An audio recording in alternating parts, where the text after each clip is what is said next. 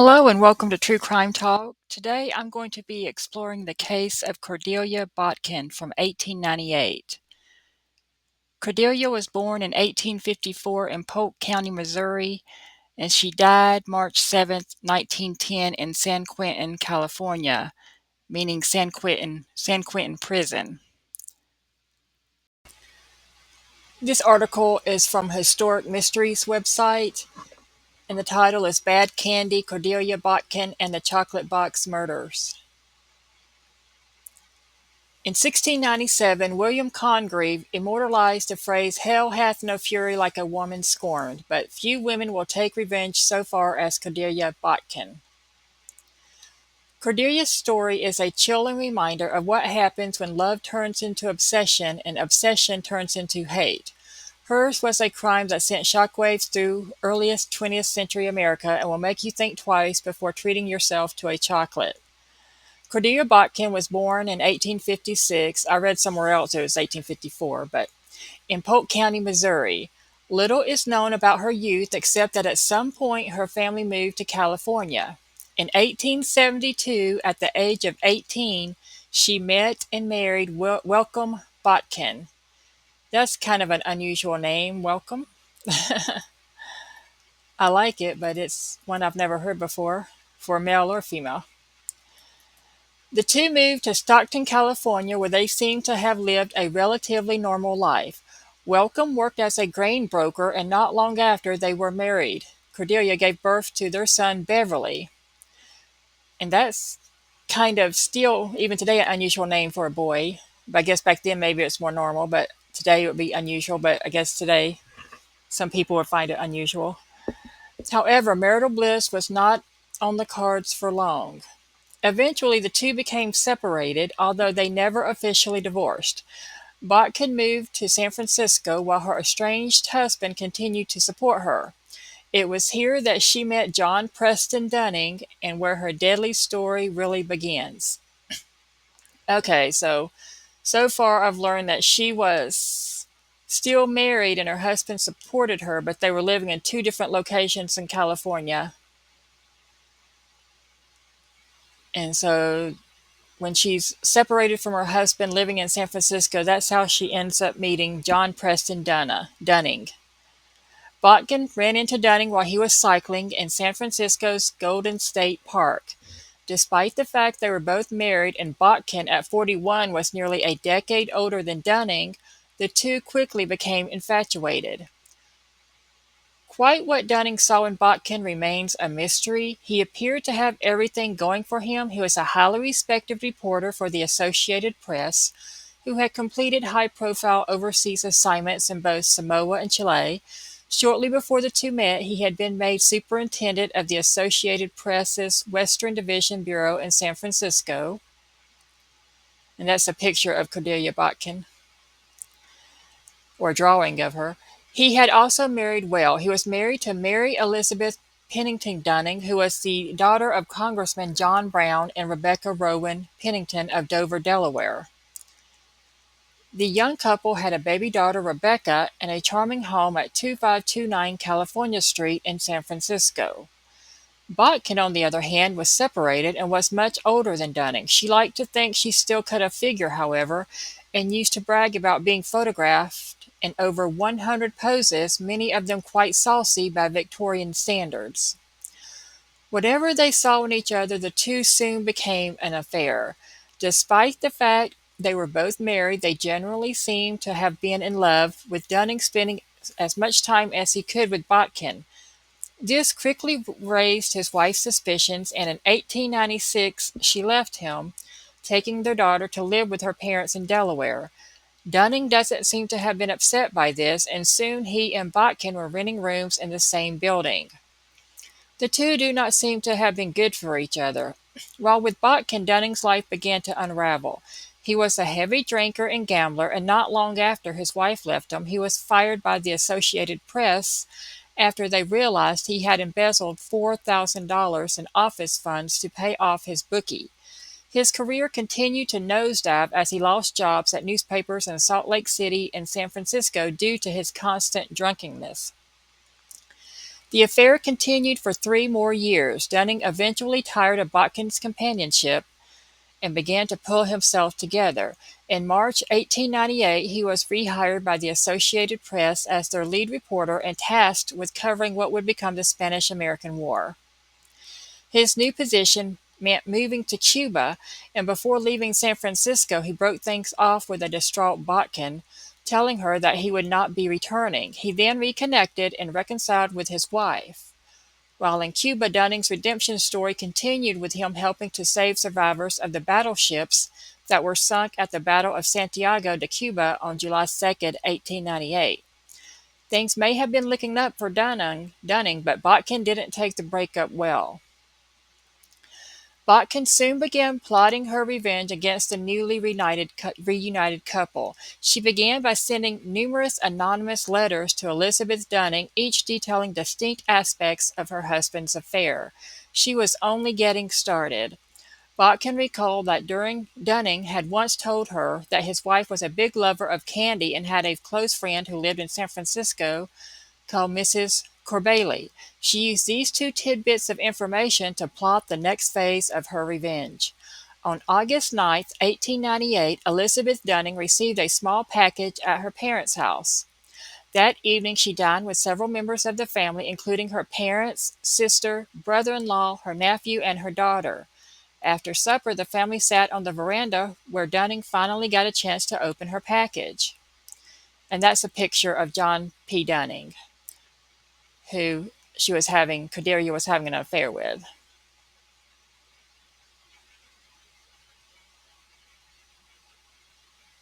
It turned out to be an expensive-looking candy box containing a handkerchief, chocolate creams, and a note. All the note said was, "With love to yourself and baby, Mrs. C."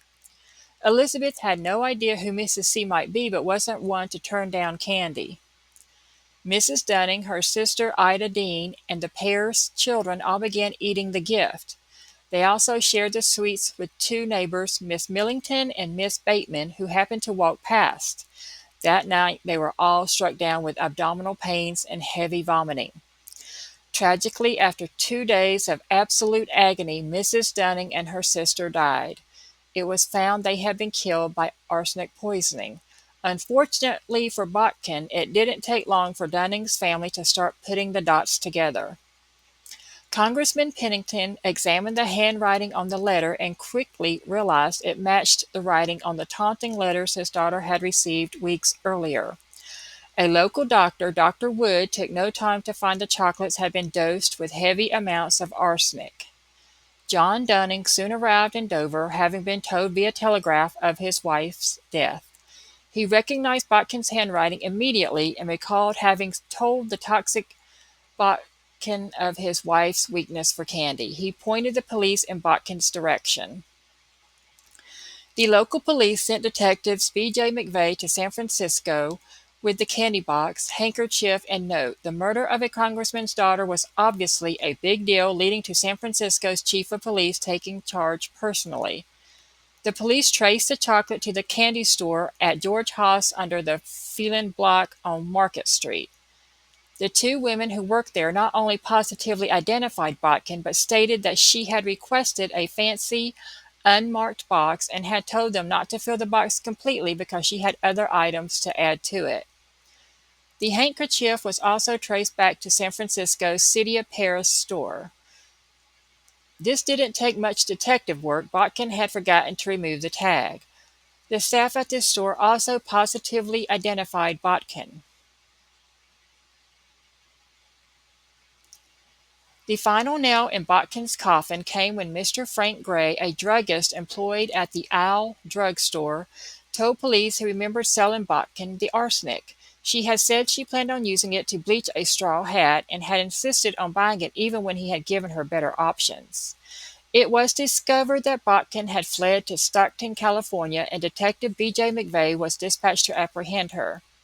She was found living with her estranged husband and son, but was arrested and brought to San Francisco to face the mountain of evidence against her. Botkin's trial was not a straightforward one. The problem was that she had shipped the poisoned candy from California, but it had been received in Delaware.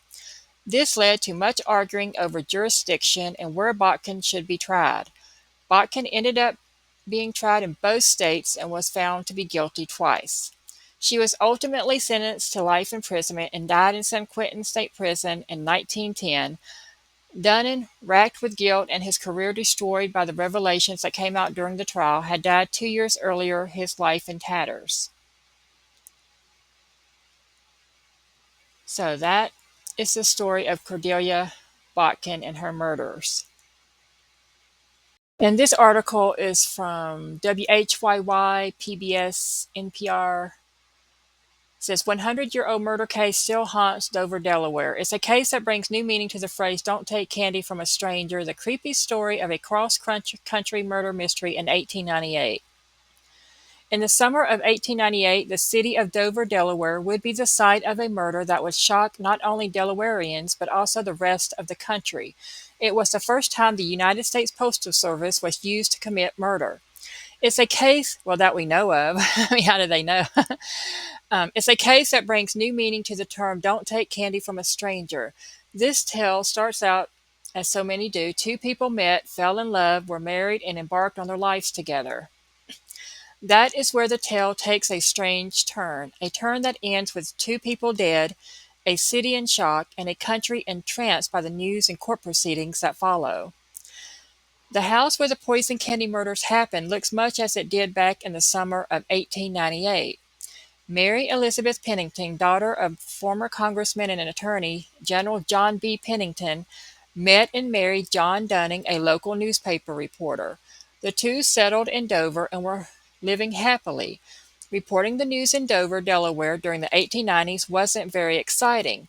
Dunning applied for and received a job offer that would take him, Elizabeth, and their daughter to San Francisco, California.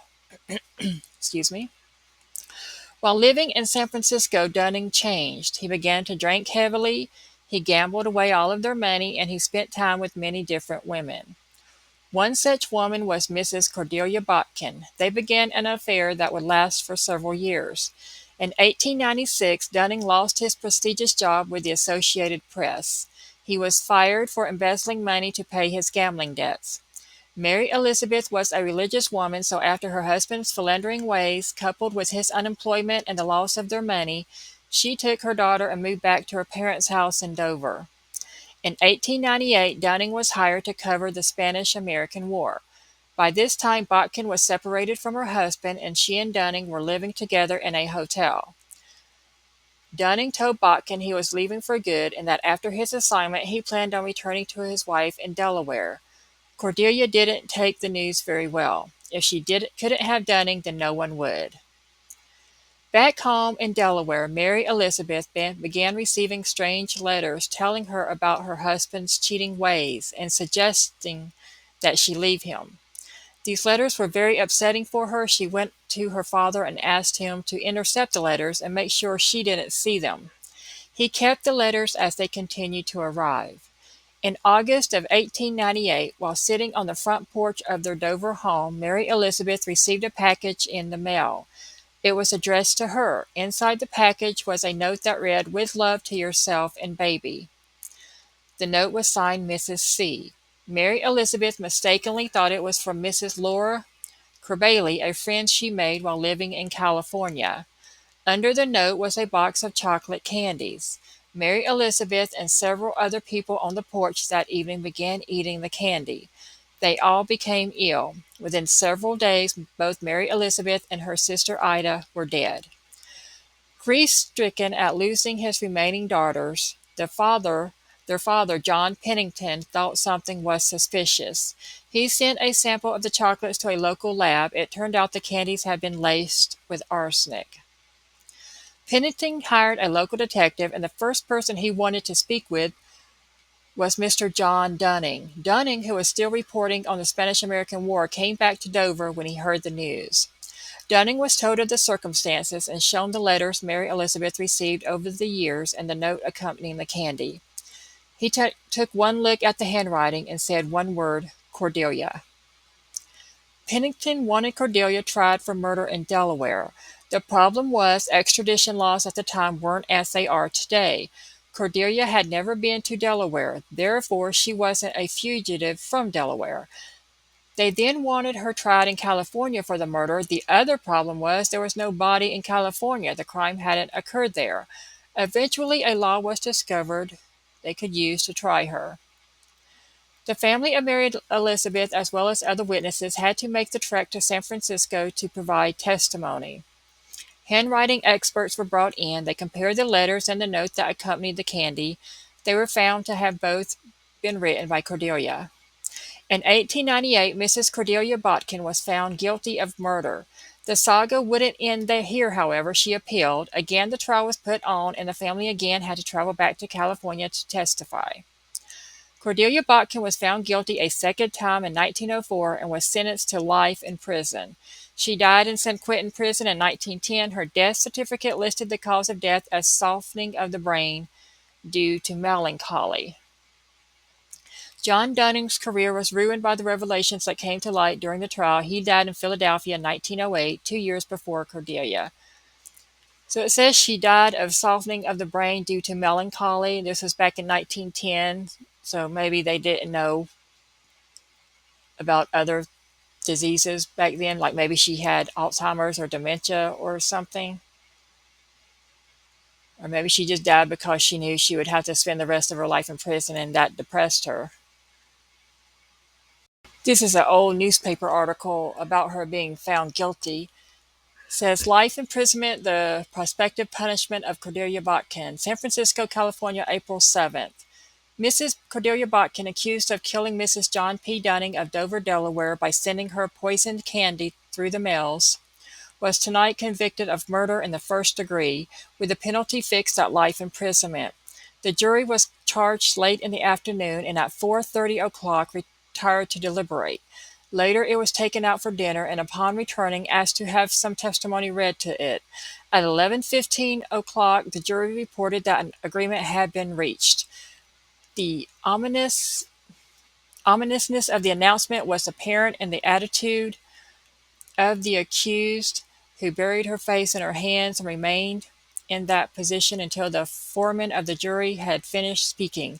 The court inquired whether a verdict had been arrived at, and the foreman handed him a slip of paper upon which was written, "We, the jury, find the defendant, Cordelia Botkin, guilty of murder in the first degree, and fix the punishment of imprisonment for life." Mrs. Botkin looked up as the court was thanking the jurors for their close attention to the case, and presented a woe-stricken countenance to her counsel, who spoke some comforting words to her. The court named April 16th for formally pronouncing sentence. The verdict was received in silence in the crowded courtroom, Judge Cook having announced just before the jury entered that any demonstration would be severely punished. It had been anticipated that the court would take cognizance of the recent scandal in the case, in which statements of attempted jury bribing had been made, but no mention was made of the affair. Mrs. Botkin did not break down under the announcement, but her anguish was plainly apparent as her dry eyes faced the face of the attorney, George A. Knight, when he soothingly patted her on the shoulder and said something that caused her to grasp his hand and press it gratefully to her breast. It is expected that a motion for a new trial will be made when the case is called, and that an effort will be made to take it to the Supreme Court in the event of a refusal to grant a reversal of judgment. Mrs. Cordelia Botkin was tried for the murder of Mrs. John P. Dunning in August 1898, and that month Mrs. Dunning was living with her father at Dover, Delaware. She received through the mail a box of chocolate candy, and enclosed in the box was a handkerchief and a note of affectionate greeting signed Mrs. C. Mrs. Dunning and her sister, Mrs. Dean, partook freely of the candy, soon became violently ill, and died within a few days. An analysis of the remaining pieces of candy showed them to be strongly impregnated with arsenic. Suspicion was directed against Mrs. Botkin of this city on account of her prior friendship for John P. Dunning, husband of Mrs. Dunning. Mr. Dunning, upon leaving California, had said that he would never return. This was the second trial of the case. On the first trial, Mrs. Botkin was convicted and sentenced to imprisonment for life. The state Supreme Court granted her a new trial on errors in the court's charge to the jury.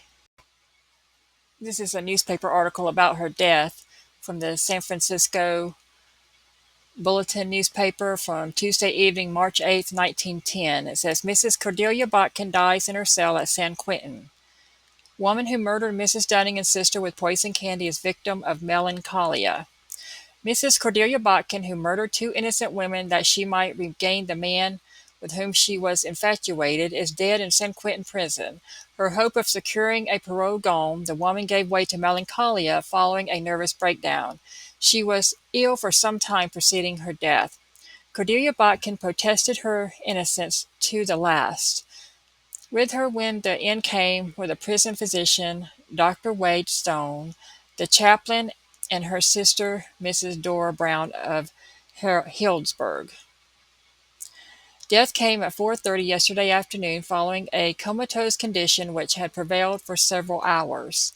The story of the Botkin murders has been told and retold. Mrs. Cordelia Botkin, 12 years ago, was a dashing woman, well known in many parts of the country. She met and fell in love with John P. Dunning, a newspaperman. The two spent a great deal of time together. Mrs. Botkin's love grew until, when Dunning announced that he was going home to his wife in Dover, Delaware, she became frantic. This was in July 1898. A week after her paramour had left her, Mrs. Botkin purchased a box of candy, and after injecting arsenic into each piece, mailed it to the Dunning family. She wanted to kill the woman who was the unwitting cause of her lover leaving her. She accomplished her dastardly purpose, and more, for she not only killed Mrs. Dunning, but her sister, Mrs. J. Dean, as well. The death of the two women and the poisoning of the other members of the Dunning household created a sensation. Skilled detectives were put to work on the case, and the box of candy was traced to this city. Mrs. Botkin was arrested on August 23, 1898, in Stockton and brought here for trial. Bit by bit, the authorities got the evidence against her together until they had a chain so complete that the murderess could not find a single mesh through which to escape. With all the evidence, the most damning link in the chain was the absolute identification of the handwriting on the poison package as that of Mrs. Botkin. The case was bitterly fought in the courts. Mrs. Botkin was tried and convicted. The Supreme Court reversed the findings in the case, and the woman was again tried and found guilty of murder in the first degree.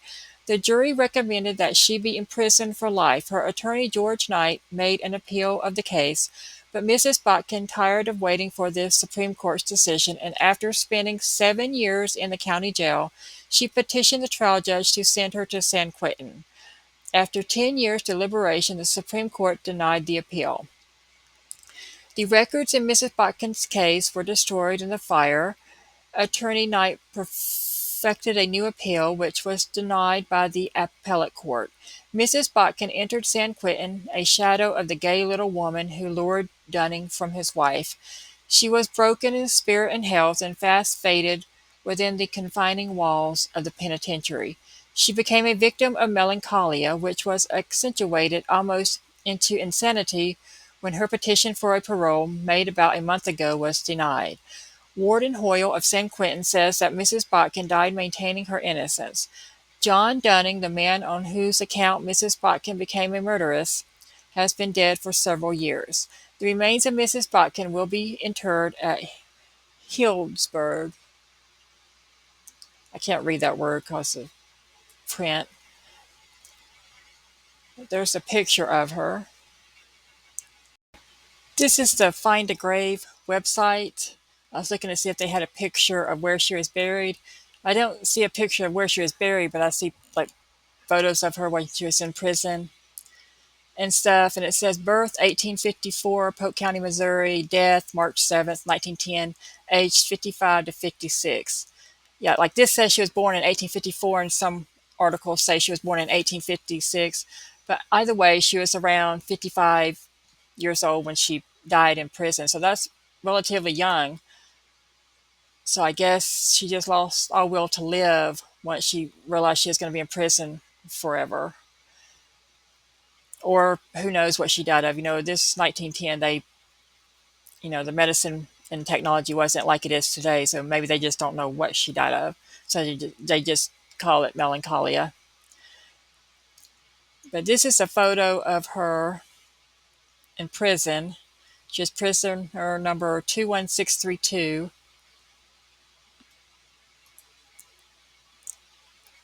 And this is an article about when she died in prison. This is an article, I believe, before she went to prison, maybe when she was on trial. This is her in prison. The photo of her before she was in prison, I believe. And it's more the prison photos. Has her name, her prisoner number, county, San Francisco, crime, murder, first degree, term, life. And she was received at the prison May 19th, 1906. There's a bigger picture. This is taken when she was 52.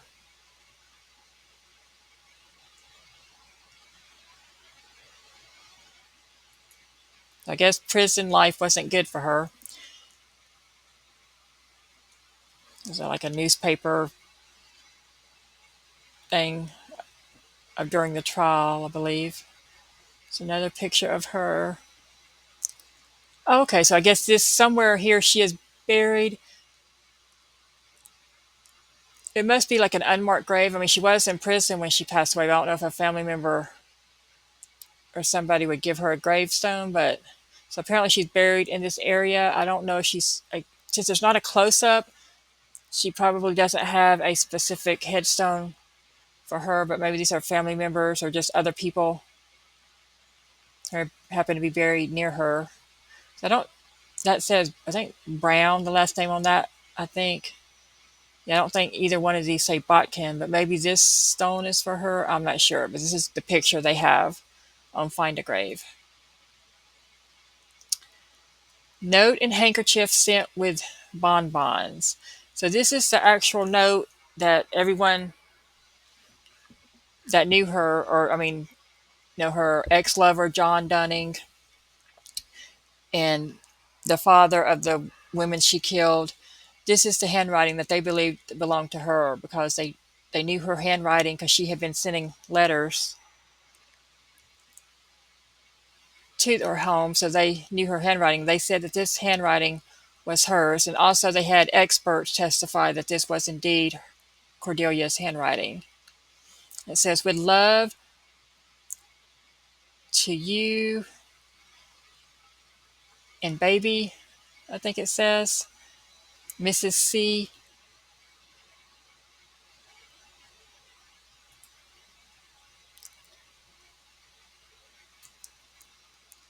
And I guess these are samples of other letters of her handwriting. It says letter from Mrs. Boykin, or excuse me, Botkin, in part of the anonymous letter.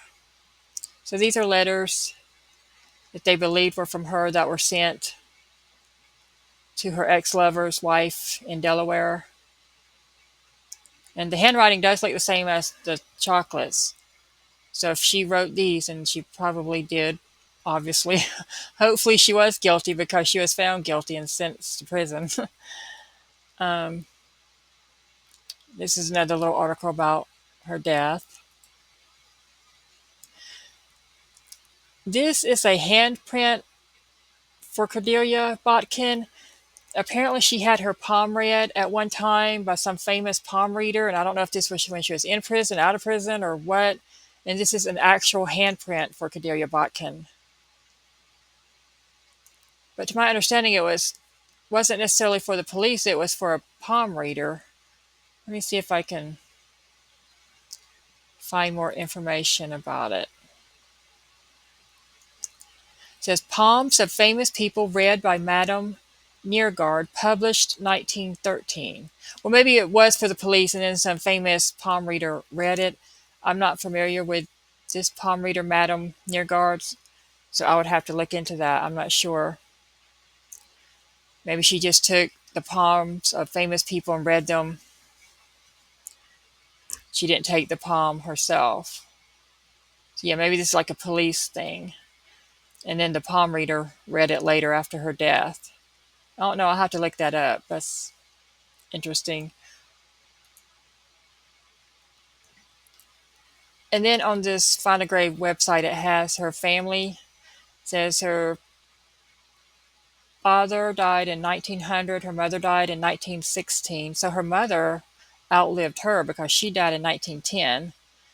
So her mother was still living when she died at San Quentin. And these are her sisters. One died in 1909, another in 1934, another in 1942, and another in 1907. So she had a couple of siblings who were still alive after she'd passed away. And this is her husband. He died in 1904. They got married in 1872, but like I said, they were separated. And obviously, she had an affair, so they weren't together, although she was found hiding out at his house when she was arrested for the murder of the two women. And his name was Welcome Applin Botkin. And I assume he was a veteran or a part of some group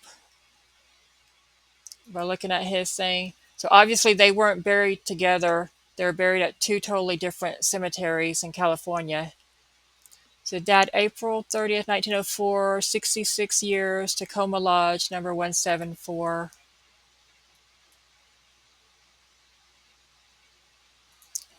And he was buried at Green Lawn Memorial Park in Colma, San Mateo, California, USA. And she was buried at Oak Mound Cemetery, Healdsburg, Sonoma County, California. So they're at two different cemeteries, according to this website.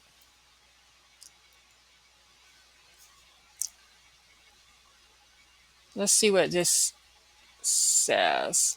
Cordelia Botkin was born in Polk County, Missouri, 1854. She later moved with her family to California, where she married her husband, Welcome Botkin. They were the parents of one son named Beverly, who was born 1872 in Kansas City, Jackson County, Missouri, and died on May 3rd, 1905 in Byron, Contra Costa County, California. In 1895, Cordelia met John Preston Dunning, a married man, and the pair quickly started an affair. Estranged from Welcome, the affair lasted almost 3 years, but ended with Dunning leaving California and reconciling with his wife, Elizabeth. Angered, Botkin sent anonymous letters to Elizabeth Dunning detailing her husband's affairs. On August 9th, 1898, Elizabeth opened a box of candies addressed to her and her sister in Dover, Delaware. It was only with love to yourself and baby, passionately fond of candy. According to her husband, Dunning took at least 3 pieces herself and shared the rest with others on the porch of her father's home. After 2 days in agony, Elizabeth and her older sister, 44-year-old Ida Harriet Dean, died from arsenic poisoning. 4 others who had sampled the chocolate survived. Elizabeth's father remarked upon the familiar handwriting on the note and saw that it matched the taunting letters he had kept in a drawer. Police traced the candy to a shop in San Francisco and from there to Botkin.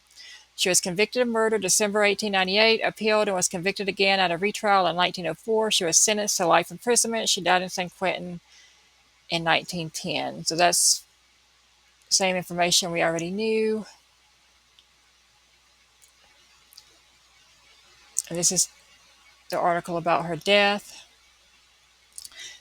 So Mrs. Cordelia Botkin, serving a life sentence for murder, has applied for pardon to the board of directors at San Quentin. She has been in prison 12 years, and during that time, death has claimed all her relatives, including Dunning, for love of whom she murdered his wife by means of poisoned candy. She has reported a hopeless invalid, too weak to leave her bed. Mrs. Florence Roberts, a well-known prisoner worker known as Mother Roberts, is endeavoring to secure Miss Botkin's release.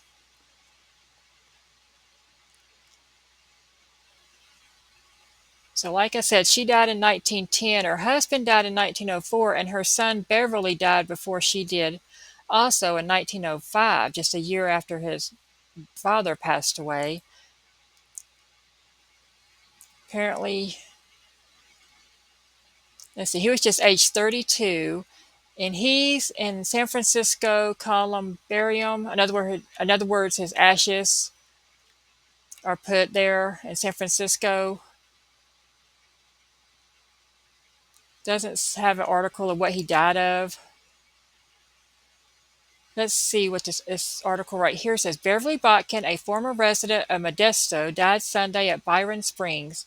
He was the only son of Mrs. Cordelia Botkin, the convicted murderess of Mrs. Dunning of Delaware. Mrs. Botkin is now in the San Francisco County Jail awaiting sentence, but was allowed by the court to attend her son's funeral last Wednesday. Her trial was one of the most sensational ever in a Pacific Coast court. Beverly Botkin came to Modesto about 5 years ago and operated a bucket shop in connection with one in Stockton, which was in charge of his father, Welcome Botkin. He remained here until the arrest of his mother, when he and his father removed to San Francisco, where the latter died just a year ago. Beverly Botkin was 35 years of age and a native of Missouri. While here, he enjoyed a rather unsavory reputation and was known as a hard drinker. So apparently her son was a drinker, like her lover was a drinker. I guess, did she drive them to drink? Um, so this article says he died at 35 years, and this says he was age 32 when he passed away. So there's always a lot of discrepancies when researching and looking up these old cases, but they're minor discrepancies. They don't take away from the facts that basically he died before she did, and he was a young man in his early 30s or mid 30s. So, but him and his father and his mother are all at different cemeteries. And it does say that he had a spouse who also died in 1905, but I don't know what they died of. Maybe they, like caught a flu or something, or I don't know. But let's see. And apparently they had one child named Catherine, so Cordelia would have had a granddaughter who also died in 1905. Okay. And they were just married in 1903, and the daughter was just born in 1905. So apparently they all died maybe in some accident, in a fire, or something else, because, and it doesn't say, I don't see any articles here. So they all died apparently. Let's see, date of death February 16th, age 26. Date of death February 5th, 1905. So the baby died before the mother. And Beverly, the father, died May 3rd, 1905. So he died after his baby and wife died. Maybe the mother was unwell due to childbirth. And so the baby died, the mother died, and then he died because he was an alcoholic. Maybe he couldn't handle losing his wife and daughter. So this family did not end well at all. Just tragedy all the way around. Let's see. So he died May 3rd, 1905, if this is accurate. And she died February 16th, 1905. And then their baby, born February 5th and died February 5th. So I'm going to assume that the mother was ill from maybe giving birth to the child on February 5th. The child died and the mother ended up dying, something related to that, but I'm not sure. I'm just guessing, just purely speculating. As you know, back then it was more common for women to die during childbirth or soon after childbirth. So maybe, and it still is today in lots of the world, but back then it was even worse. So, wow, that's just tragedy all the way around. Back to Cordelia's husband or ex-husband, the what do you call it? The article about his death, or the, well, I can't, obituary. I guess this was an obituary posted in the newspaper at the time of his death. It has some more information in it. It says, Welcome A. Botkin dead, gained notoriety through wife. Los Angeles Times. Welcome A. Botkin, divorced husband of Cordelia Botkin, so they were divorced, died this morning at number 125 Ellis Street. Death was due to heart failure and digestive complications. He had been ailing for several months, and the end was not unexpected. His only child, Beverly Botkin, was with him when his end came. And remember, that was his son,